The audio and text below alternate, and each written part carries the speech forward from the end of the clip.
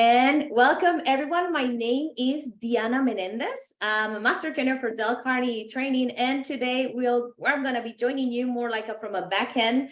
I'm going to be co-facilitating today with one of our senior trainers, Peter Palmer, and I'm going to introduce to you. I'm going to tell you more about Peter in a moment. But first, let me tell you that Dale Carnegie has partnered with Salesforce, and the goal of this partnership is to enhance the Salesblazer community.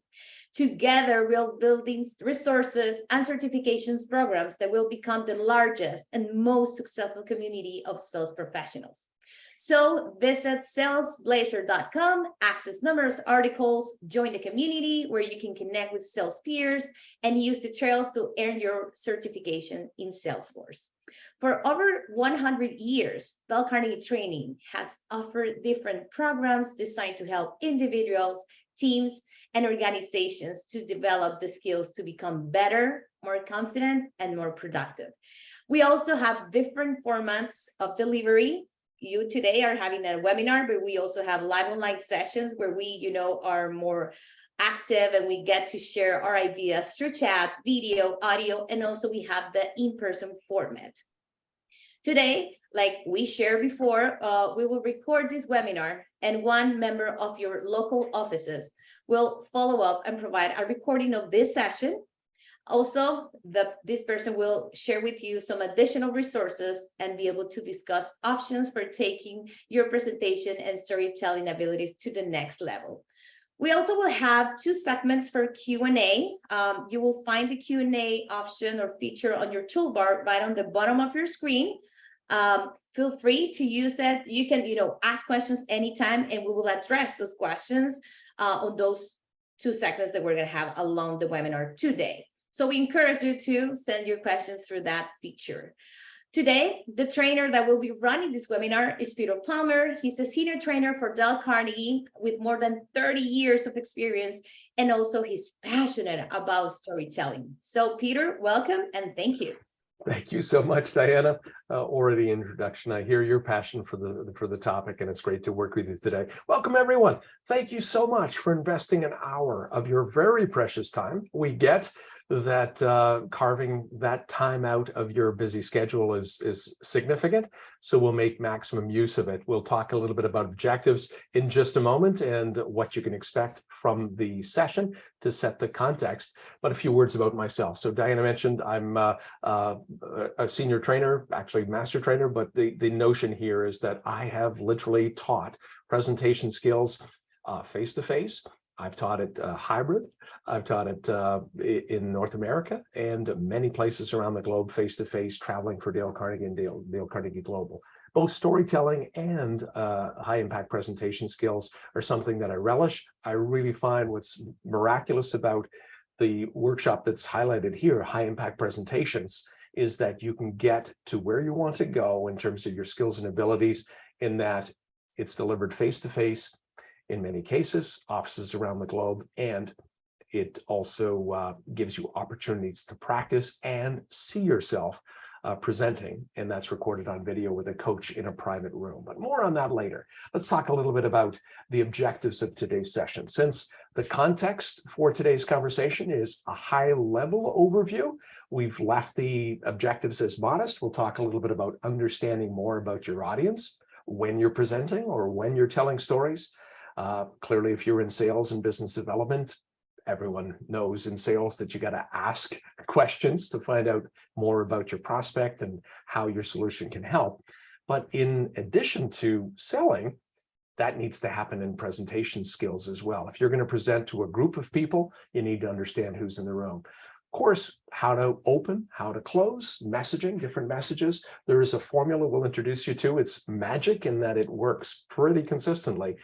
We've been using that for over 100 years, and it still works just as well today as it did when it was first realized. And throughout the session, we'll be talking about best practices. Now, in terms of an overview, here's what we can promise. We're going to share some best practices and some tools. You can see what's on the screen here. The 2 elements where we're looking for engagement in a webinar format with close to Well, I cannot see exactly how many people here, but we had 600 and something on the roster, and surely there's a few hundred of you in the room. So we're going to open it for questions and answers just around the middle of the workshop, 2 or 3 minutes there, and then say 5 or 6 minutes at the end of the workshop. So the Q&A tab, find it. And other than that, we'll be talking about the flow, pretty much what's here. Now, just in terms of context and objectives, understand, please, that some of you, I recognize, I look at the roster, I've got people from India, I've got people from Jamaica, from Poland, from Brazil, from South Salvador, literally people joining us from all around the world. Everyone's circumstances are different when they present, when they use stories. Some of you may be in sales, some of you may be in account management or account development. It doesn't really matter, but what does matter is understand that presentation skills is generally not done in a webinar format. It's generally done time-spaced. 2 solutions that we'll talk about towards the end of the program that can support you. One's called the Dale Carnegie course. Another one is this high impact presentations. Both have facets of storytelling, and all we'll do today is highlight some of those best practices. Good. Now, having said that, to get things started, the truth about many things in life is it starts with a plan. And it's no different when you come to presenting or storytelling. You got to prepare. This isn't a typo, by the way.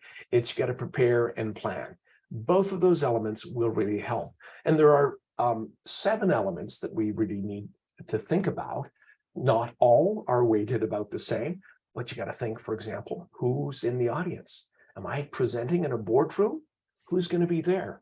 Do I know that in advance? Will there be the financial decision maker there? Will there be the HR professional if you're selling a consulting type solution?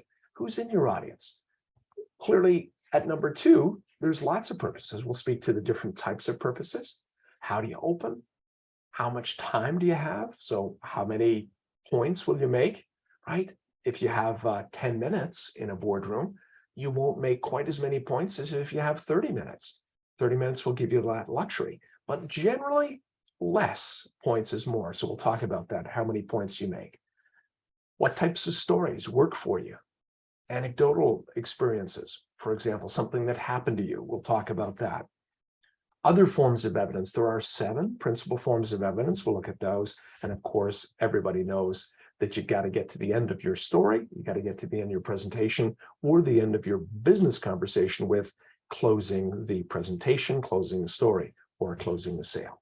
So let's go up to point 1, who is in your audience. Now, generally, if you think about the group that you'd be presenting to, this is not destined, this graphic is not destined for a one-on-one conversation, although that will certainly work if you're going in to meet someone. Maybe you've got a Salesforce instance that's open and you have a little bit of corporate history in there. Who's done business with them before? Who was the sales representative that managed this account before you picked it up? What have they purchased? What kind of appreciation do they have of our services? All of those things are planned in advance if you're going in one-on-one. But of course, it's compounded if you're going into a sales or a business development scenario where there's more than one person in the buying equation. You need to think about who makes the decisions. What did they study? What information do they have about us? What might be a little bit of rumor or things that they think about your business. So for example, Dale Carnegie was started in 1912, a perception that's frequently out there. Oh, Dale Carnegie, I think my father or my grandfather took a Dale Carnegie course. Are they still around? Are they still in business? Well, actually, just to update you, Dale Carnegie is one of the largest providers of live online solutions in the world. And we do that in whatever platform the client needs. If it's one-on-one, we offer public solutions. So understanding who's in the room, just as a way of me finding out more about the 671 people on the roster, I sorted you by first name, I sorted by color, by country code, and that helps me understand a little bit. Mostly, probably 75 to 80% of the people in the room today are Americans, followed closely by Canadians, with a smattering of folks from other places in the world. Now, if you're in sales, you understand that you don't just show up and then present. You got to find out what they want. why they want it, the needs, the wants, and the goals. So it's almost like when we think about understanding what the client knows, that bias that I just spoke about, what's the bias that your customers, your prospects, your clients, your associates have about the thing that you're presenting? If there's a bias that sounds like, this is expensive, this looks like it's going to be complicated, that's the client's voice, right? Wow, we haven't got time for this. Those biases can rarely be eliminated, but they can be palliated. We can work to minimize those biases. That's why we're going to strongly suggest that you do a little bit of pre-research. I've presented literally, probably now in 37 years of working with Dale Carnegie, I've presented somewhere between 5,000 and 10,000 hours of training. And I always endeavor to find out. Not today, it's a webinar, right? So we don't have the possibility of seeing what you want and what you need. We do have Q&A, and Diana is monitoring the Q&A as we move through it. But understanding what they want, why they want it, what are their goals, what are their business objectives, what does good look like, what does a really great return on investment look like? Those are things that we need to find out in advance. And then, if you want to find out a little bit about the buyer or the people in your potential presentation, good news is Google, right? Do a quick Google search, check out Salesforce. Who has put information in Salesforce before from your organization? What's out there on the web? What can you glean from LinkedIn as an example? Understand that if you're talking to someone technical, I'll just use an accountant, an engineer, an IT professional. If you're talking with someone of that level of expertise, you probably want to focus in on the technical things. Now, got a couple of people. I can see already that we've got some raised hands. We will be addressing questions very shortly. And again, we do appreciate you, Diana, sort of monitoring that chat, the Skype questions. If you allow me, I already have some questions around more if we are sharing the slide deck at the end of the webinar, or if we are sharing some kind of document or data. Let me tell you, one of our local offices will, person from our local offices will reach out to you. They will send you this recording and also some extra resources. Also, we encourage you, you can take some notes, some screenshots if you want to have this material today. This is the best way to have it for you today. If that's the reason what I see that Rick and Lori, they have their both hands up. Let us know if that's the thing. If not, if you have another question, please go to the Q&A feature at the bottom of your Zoom screen, and we want to know more about what you want to ask. Thank you, Peter, and I'm sorry. Thank you so much. No, the notion of doing a screen capture, of course, Dale Carnegie's material, as many training organizations' material is presented, protected by intellectual property. We do not, however, stop anyone from grabbing a screen share, print screen, and that's the way that you can grab some of these elements if you find them interesting.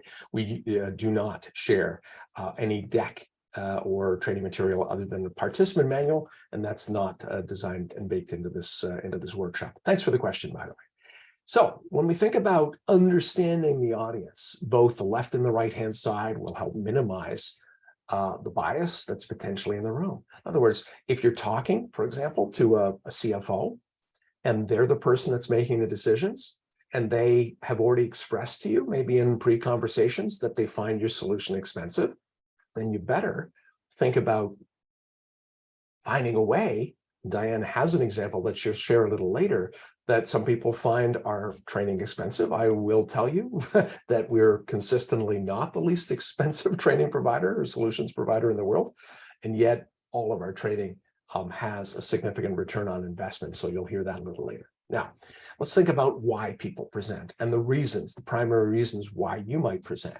So what's the purpose of your presentation? There are three main reasons why people present, and each of them can be building on the next. So if we start, for example, the first of these might be informational. Now, I'm just going to whiteboard some things on the screen here. So at the first level here, I'll just draw a quick one beside information. Information is the same as, I have some information I'd like to share. I'd like to tell you. I'd like to show you. It's just a purpose of, you didn't know, but now that I've told you, now you know. That's informational. Occasionally, we move to the second objective. That is to change people's thinking, to convince them or persuade them. That's the second objective. And clearly, if you need to go to convince and persuade, you better have a good grounding in sharing the appropriate information. So it's almost like you can't get to two unless you already have done a fair job at one. And this is where it becomes a little more spicy. And it happens at the third level here, where we need to inspire, motivate, or move people to action.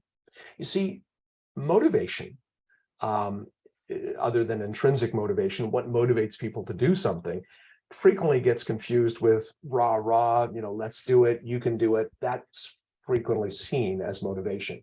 What we're going to do is call motivation in this instance at the level 3, moving people to action. And if you want to move people to action, you better, one, tell them about the reasons. You better have a convincing case to persuade or convince. And clearly, you better also have a clear action statement, sometimes called an ask. Now, Diana, at the level of an ask, what's an ask that could be made at the end of a business presentation? Well, what's in it for me? Mm-hmm. Because once again, right, we're trying to show our clients that we are there for them, right? And that's why we are considering the audience as a first element. So what's in it for them? Not only for us as business people, right? But what's in it for them? Truthfully, so seeing it from their perspective, understanding no one buys anything because you want them to buy it. They buy it because it helps solve a business issue or problem that they have. Now, if I just tap on 2 more to this purpose, the 1, 2, 3 are principally the levels that we're talking about, but there is 2 other elements. There are 2 other elements that we're going to speak about. And the 4th level is engaging and entertaining. We know that some of you are in very technical fields. Now, a technical presenter, whether it be an accountant, lawyer, doctor, researcher, any form of technical sales, you'll rarely move beyond your level of enthusiasm unless you see some reason to engage. So in this particular case, engaging and entertaining, you surely don't see yourself as an entertainer. And yet, if you're presenting in business, you need to be both engaging and entertaining. Now, we mentioned the large number of people in the room. In a 1-hour version of this, where we had less people, say 20, 30 people, we would have some of you speaking. We would engage in conversation. That's generally part of our live online solutions. And let me put the last one up here before we get to the questions, Diana. The last of these is truly training. So truly, if you are a business coach or trainer, you need to do all of these first 4 to get to that last possibility. In other words, you want to be a better trainer, you want to get your people on board and have some actionable items at the end of training, you need to, 1, inform, present and make a business case for it, present and persuade, have a clear action, and we'll speak more about this in a few moments. Diana, I know you have some questions. Let's go there now. Just a second. What's one question that you see or that we could address potentially together? So we have 3 questions so far. And the first one is from Rebecca Senior. She's asking, what would be a great question to ask for the wants and needs? A subtle approach that is, what would be a good question so we can discover those wants and needs from our audience? Okay, well, thank you, Rebecca, for the question. Of course, today we're talking storytelling, right? I just mentioned questions, but of course, in most sales processes, depending on what sales book you've read or what sales process you have read or your organization follows, questions about where they are now. We call that sometimes the as is. We could ask questions about their could be, should be. Could be, should be could sound something like, what is it exactly that you're trying to achieve for this initiative, right? You could ask questions around what's stopping them from getting there, something like barriers. What's stopping you? What's prevented you in the past? How have you tried some initiatives and they not worked? And then the last of these questions is in form of a client benefit. We sometimes call it the payout. So that's a questioning model that's in a program that we have at Dale Carnegie called Winning with Relationship Selling. That's a 4-step questioning process. I'll review it. And that is, as is, could be, should be, barrier questions, and then payout questions, which are client benefit. What would be the benefit to you, Diana, of achieving that? Thank you for the question. Let's get one more, please. Yes. Well, we have to, it's real. Tracy is asking, how much time should we dedicate to each of these areas before moving into the action stage? Okay, well, thank you. So in this particular case, depends, of course, if this is a straight sales conversation. The premise of today's program is storytelling and presenting. But if I went in, and I have many, many times, I'd say hundreds, if not thousands of times, gone in with my sales representatives when I was a sales manager or a VP sales, we would do all of that exploratory work on phone calls, face-to-face pre-meetings, sort of with my team. We'd say, what do we know? What's missing? And so in some cases, it might be an hour of research and questioning. In some cases, I've been on client meetings where we researched them for 10 days, 2 weeks, did some pre-meetings, sent out a questionnaire. It'll be very situational. It's tough to give you an answer, but generally I will say the answer is the more time you invest on getting to know your customers, the easier it is going to be to convince and persuade. One last question, and then we'll move on. Okay, we have a question from Silas, and he's saying, I'm going to be given a presentation on collaboration and communication at my community college soon. How can I sell the importance of my topic? Well, thank you, Diana. You just mentioned a notion of the importance of your topic, independent of what you think about the importance of your topic. If I was presenting at a community college, I say, well, from a Dale Carnegie perspective, this is important to students because. But that's not the question we should be asking ourselves. We should be asking, if I was on the seat, on a bench in that community college, what would I want or need to hear? And it might be things, hey, team, I'm going to give you a couple of best practices to better study and recall things, depending on what the content is, right? Give them something that they want and see it from their perspective. Mr. Carnegie, in one of his best-selling books, How to Win Friends and Influence People, had a principle. It was the 17th chapter in the book, and is try honestly to see things from the other person's perspective. Okay, Diana, thank you for that. And we'll have more questions at the end. Let's now just fast forward with the key elements of a story, right? Sometimes we can look at a story and say, what are the parts? Well, first of all, you've got to open, right? If you compare a story to the flight of an airplane, right? There's the opening or the beginning, there's the content, and of course, there's the evidence, depending on if it's a 5, 7, 10 minutes, or if you're giving a course or a lecture for an hour or half a day, that will vary. Then, of course, there's the closing piece. But generally, the middle two pieces, content and evidence, get packaged up as one.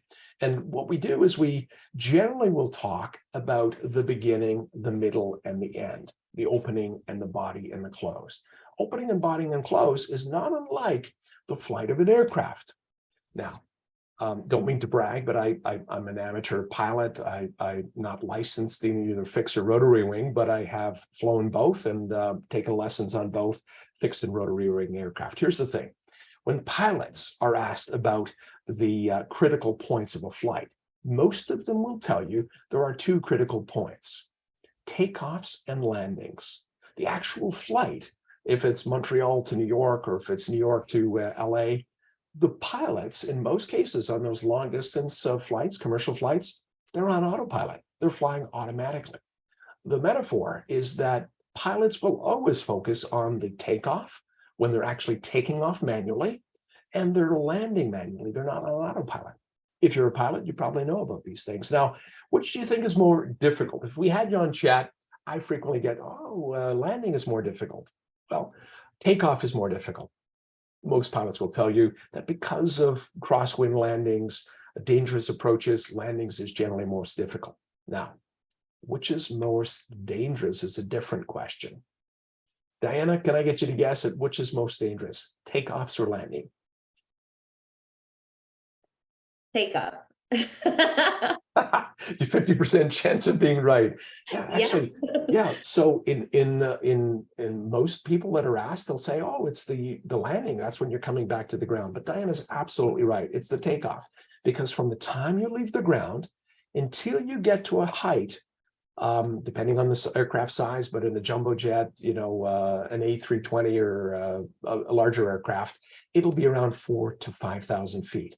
If some of you, for example, saw the Hollywood movie Sully, based on the aircraft that landed, I think it was United Airlines, that crash landed in the Hudson River, that's because they didn't have enough height over New York City to actually safely land the aircraft back at LaGuardia. So that's the thing, is openings. Now in presentations, between opening, body, and close, it's generally the opening where you are the most nervous, where the audience is the most skeptical, and there's the least amount of connection, generally in that opening sequence. It can be a minute, 2, or 3.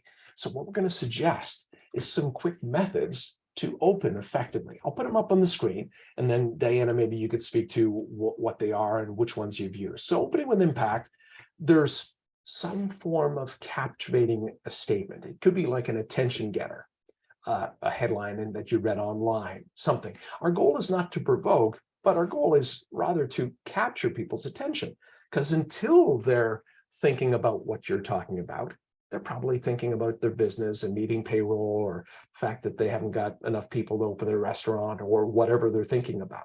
So some sort of captivating statement.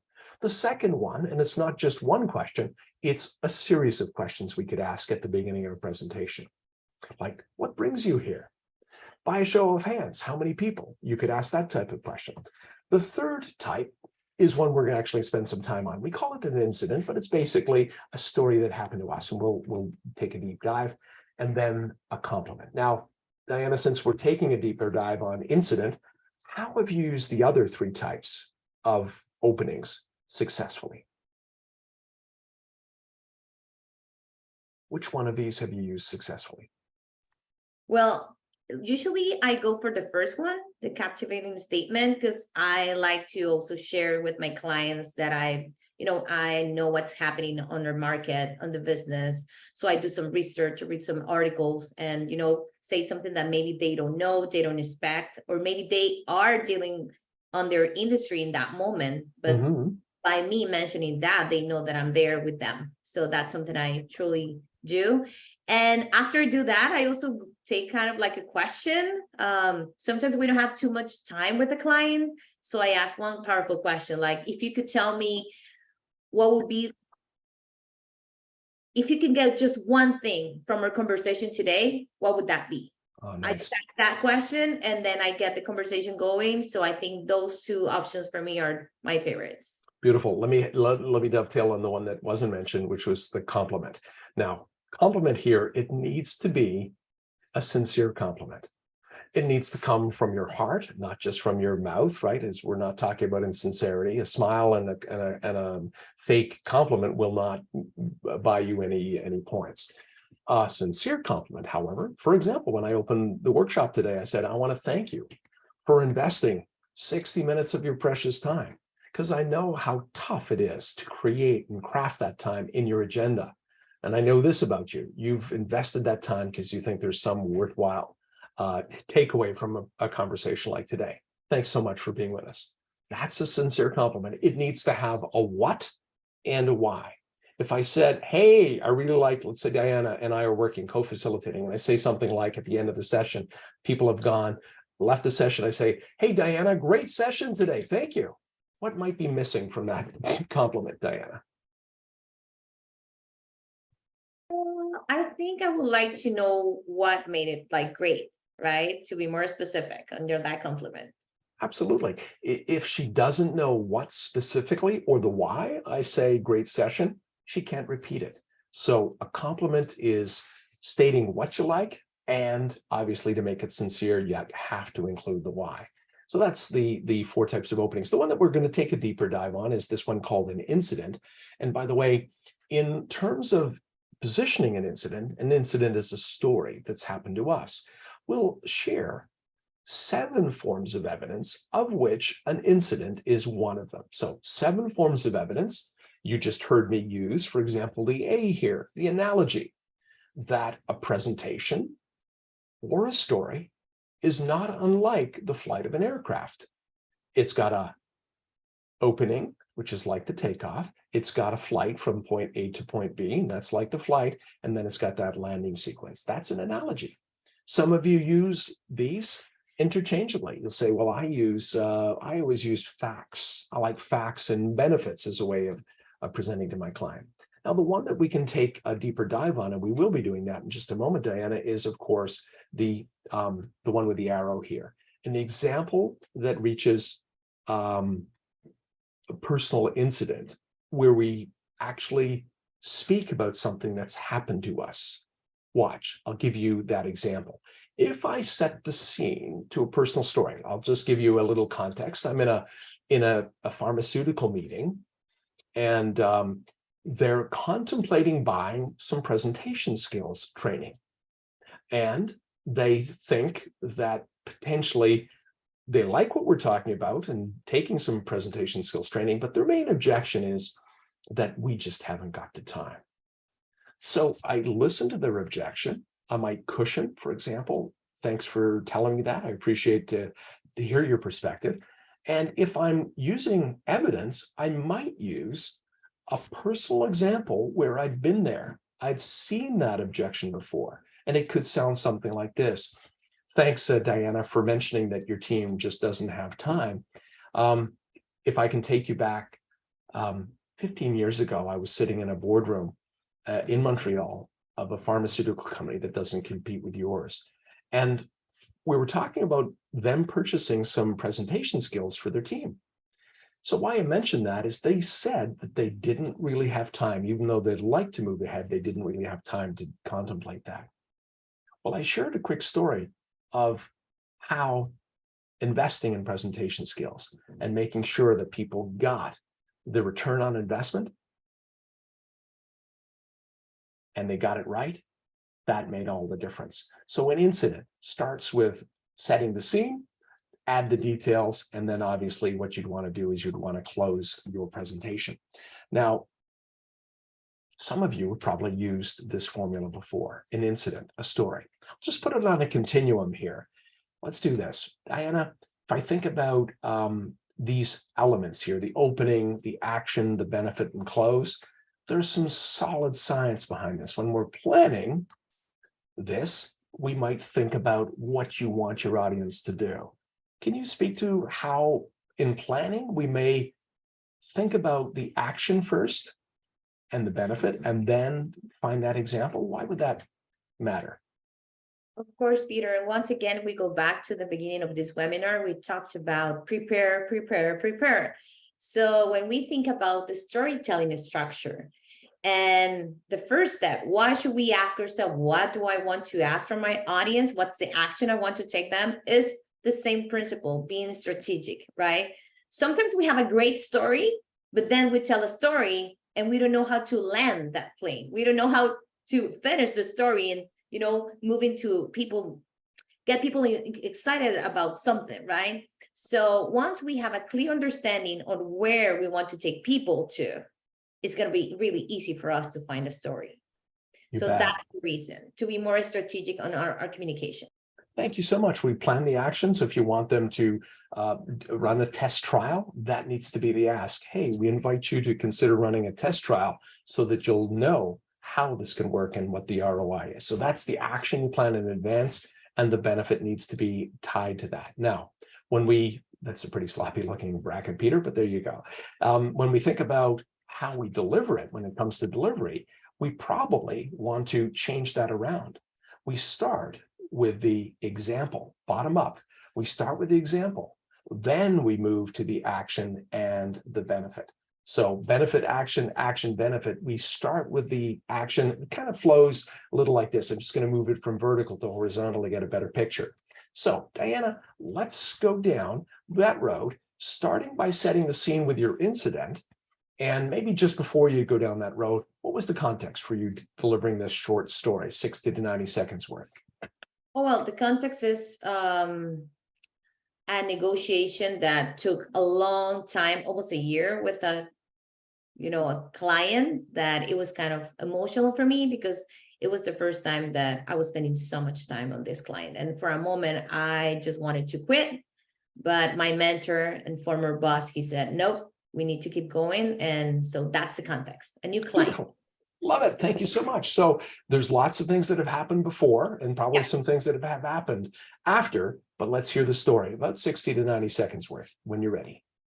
So there was November 2015. I remember I was sitting on a meeting room with my potential client. His name is Noé, and my former boss, Mauricio, and we were presenting one of our, corporate solutions that we designed for this client. I was kind of dealing with mixed emotions because I was really excited about this project, but also deep down, I was doubting that my client was going to say yes, because we've been working with this client for a year now. So I was kind of frustrated and overwhelmed. So by the end of that meeting, I just remembered that Noé turned, he turned, he said, Diana, I got good news. You got your yes. And I was like, yeah, I was really excited about that. We came up the office, and I was driving to the office with my former boss, and I was like, oh, Mauricio, cannot believe finally we got this yes. And he said, yeah, and that's why we need to give our clients this sense, the truly sense that we care about them. This is not just about money. This really is about helping people. So you earn Noah's trust, and now I'm sure this is gonna be a great business. And let me tell you that now it's 2023, and we are still working with this account. It was my first client also after COVID hit that gave me some, commission and money. So I was really glad about that. So the action I would recommend is, let's make the other person feel important, and the benefit will be that they will trust us and they will like to work with us. Wonderful example. Nicely done. Right from Sales Experience 101. Thank you, Diana. So we heard the story. You set the scene. You added the appropriate level of details. You had one clear ask at the end. Could I invite you just to rewind the recording of that to get to the ask, your ask or your insight? That's an important piece. And then tie it, if you will, again, just one more time, that last piece. Usually it's the last 10, 15 seconds. Go ahead. Let's make the other person feel important, and they will trust us. Oh, brilliant. Action, benefit. Now, when we think about how this works, there's lots of things that we could talk about in terms of actions. In coaching business professionals, sometimes their asks are negative. Something like don't drink and drive. Now, clearly don't drink and drive is a slogan that has a lot of legs to it, right? You certainly don't want your kids, your teenage kids or friends to drink and drive. And yet what we want to do is avoid a don't. If I said, don't think of a pink polka dot elephant, our minds say, what? Don't touch the stove to a 3-year-old? They're going to touch the stove.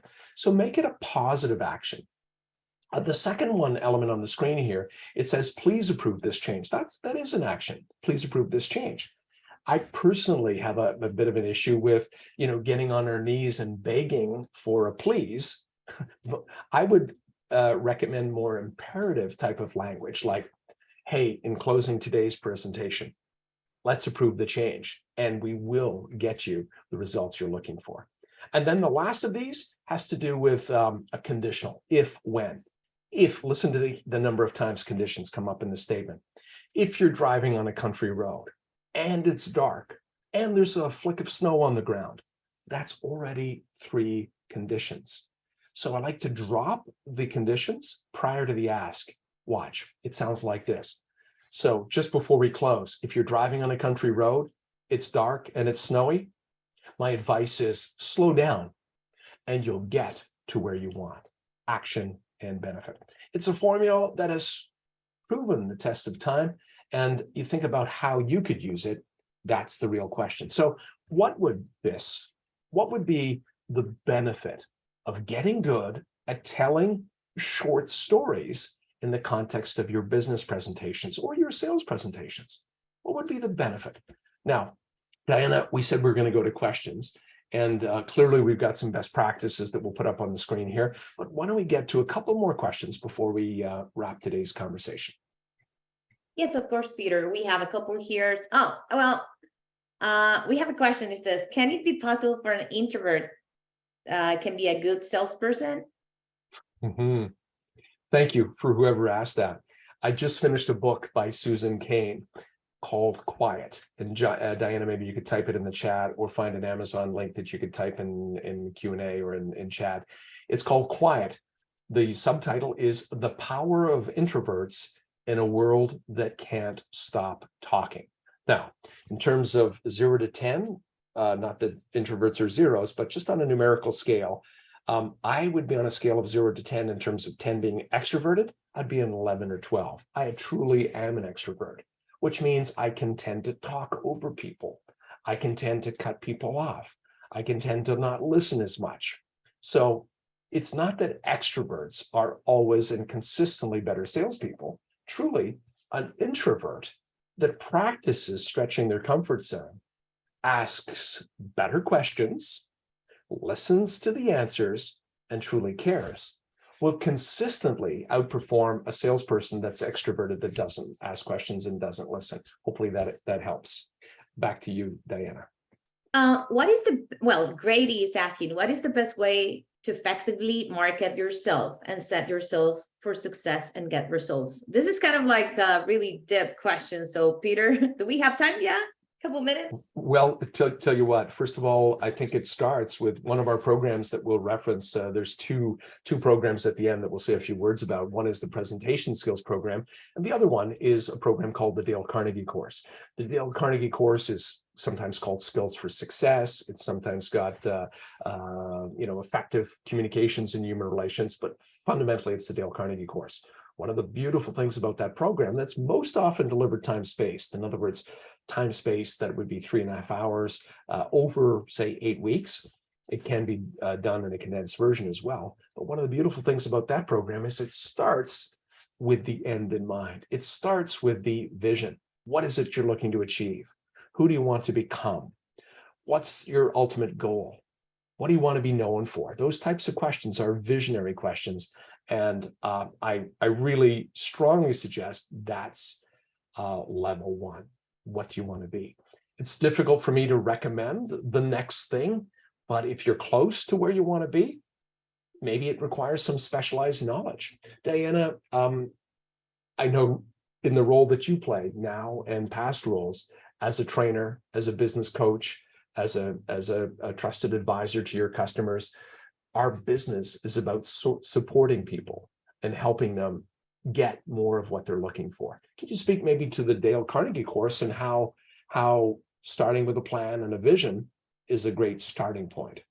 Yes, of course, Peter. Well, this program, I think session number 1, it's all about talking about our drivers of success. And so basically, we're going to work on that program based on 5 pillars, self-confidence, communication, human relationships, leadership, and how to manage stress, which, by the way, none of us are stressed, right? So that's the first topic that we work on.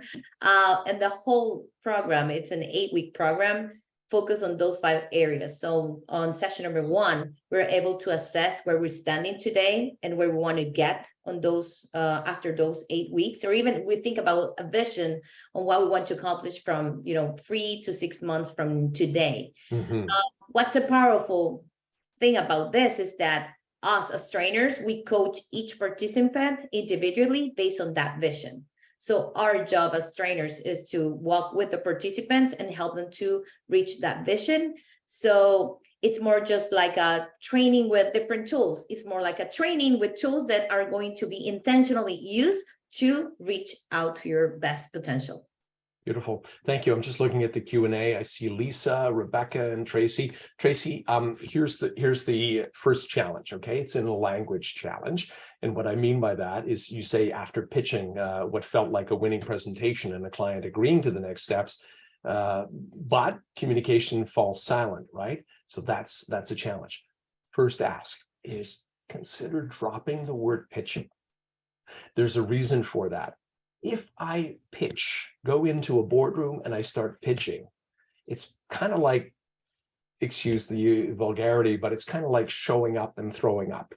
I've been doing my work for 37 years. Most of those 37 years has been supporting clients to not ever pitch, because I have something in my hand, independent of what you need. I'm going to throw it up against the wall and see if it sticks. That's pitching. I know pitching is a metaphor, right? In advertising, they still use, we're going to go on a pitch, we're going to go and pitch. The notion of pitching is to make pitching truly sincere, ask the questions, do the research. If a client goes silent, there's a strong likelihood that you've missed something that was either said or unsaid, left unsaid.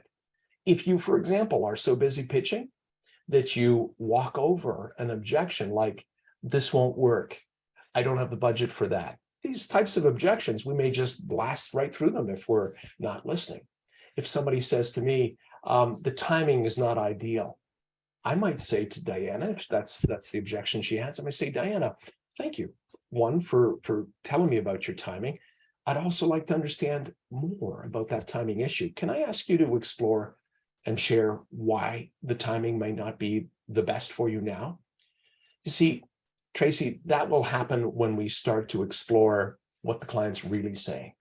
And they'll only, of course, share those things if you're a trusted advisor. Now, truthfully, Tracy, sales is complex enough.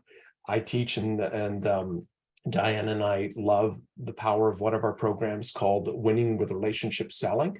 It's a Dale Carnegie sales program that talks about types of questions, difficult blocking objections, how to work through those objections. That's time-spaced. It's delivered face-to-face in our offices around the world and also online.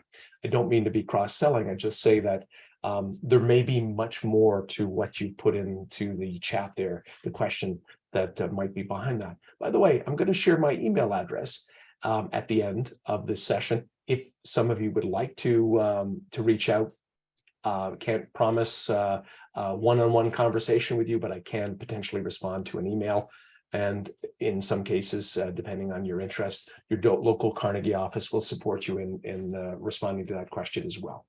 Diana, so let's talk a little bit about what we looked at and maybe some best practices. I'll put up a list of best practices. This would be one that you can grab a screenshot of.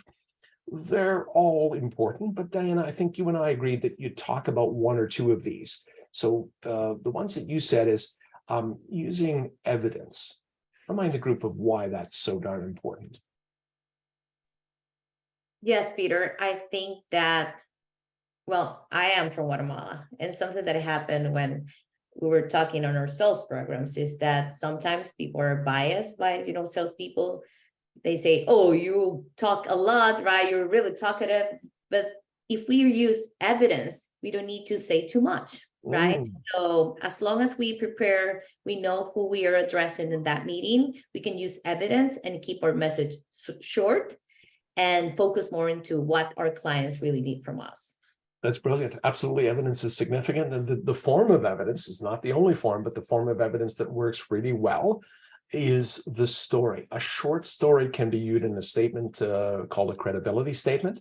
It can be booked if a client has an objection. You can pull out a story that's relevant, that proves a point, is powerful.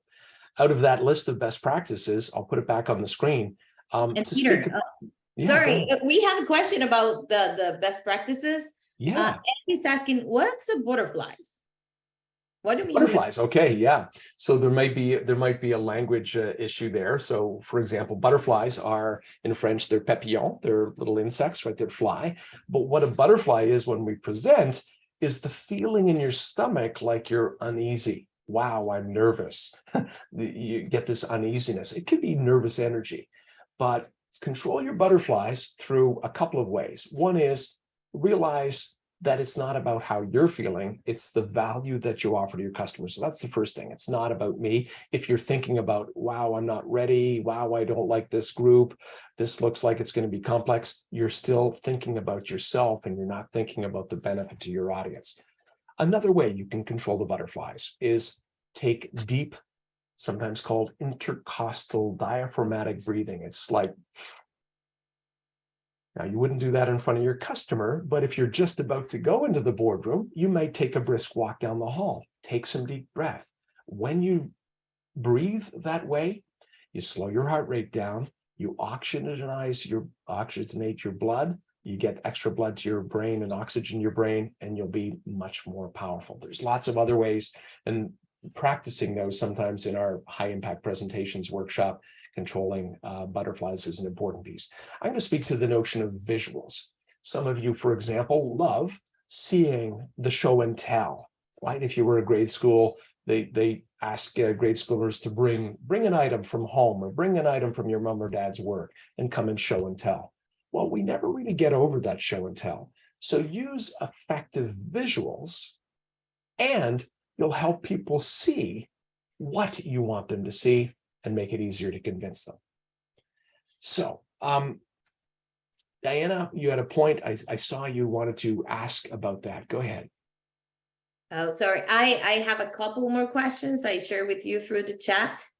But you know, did you talk about the F already? I didn't actually talk this notion of, yeah. And I mentioned something about F. And by the way, I just told you, Peter has more than 30 years of experience. I've been a trainer for more than 15 years.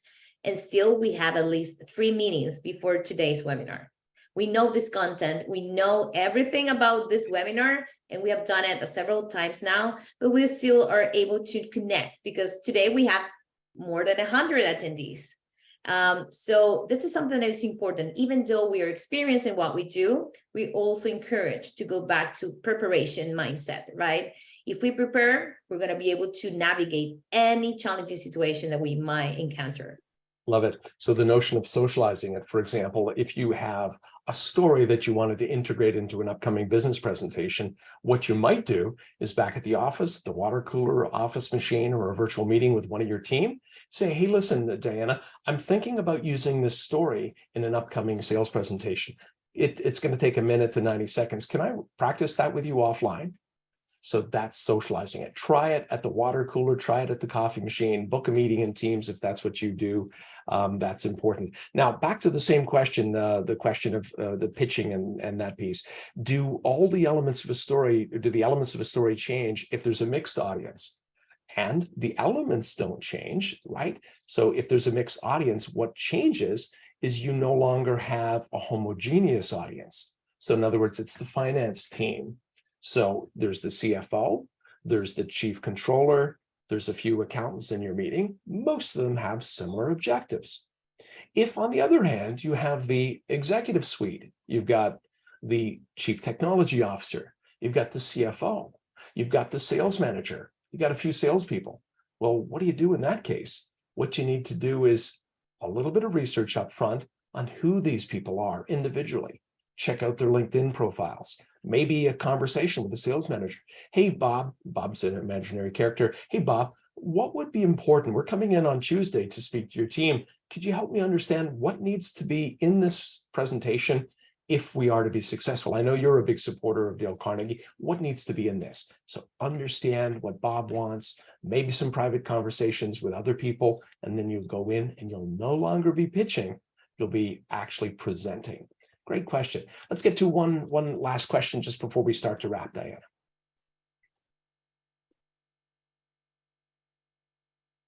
Yes, Peter. And what is the best way to remember what you're going to talk about without having 100 note cards? Thank you. There was a best practice that was on the screen here, and I'll put it up again. It says make notes on 3x5 cards. Now, clearly, life has changed, right? Since Mr. Carnegie first penned some of these principles many, many years ago, I started my presentations career by not writing things out word for word, but actually writing little cheat notes to my car myself. Now, you know, in the waiting room and in the car before I left, not as I'm driving, but you know, if I had time, I would review the cards. That's one way. But today there are so many platforms. You have notes, for example, a notes spot in PowerPoint. If you know, for example, you're presenting online, maybe a few brief notes can be made on each PowerPoint slide that allows you to say, you know what, and by the way, just never write out the word for word, because watch, I'll do that now. It's not written out, but I'll just say, so the next most important point that we want you to understand is the fact that you never ever write things out word for word. Now, that's obviously cliche, but when you write things out word for word, you're going to read them. Don't do that. Just make brief notes, write them out, and that will support you in being more effective. Now, team, we're going to wrap, and we've got couple of closing thoughts for you, but the first one is this is what we've covered. This is what we've covered. We talked about the significance of preparation. We looked at a little bit of advanced intel with your audience. Who are you meeting with? Who is likely to be in your presentation? And what story is the best? So know your audience, but also know your purpose. Is it just informational, or is there an ask?